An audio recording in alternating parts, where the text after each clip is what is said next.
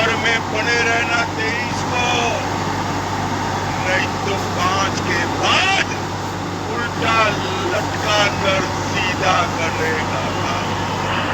অমিত শাহ আজ থেকে 4 দিন আগে তিনি বলেছেন তৃণমূলের লোকেরা 23 তারিখ বাড়ি থেকে বেরোবেন না। কত বড় গুন্ডা আপনি, আর কত আপনার ক্ষমতা। 4 তারিখ দেখা হবে। মমতা ব্যানার্জি উদার, অভিষেক ব্যানার্জি উদার নয়।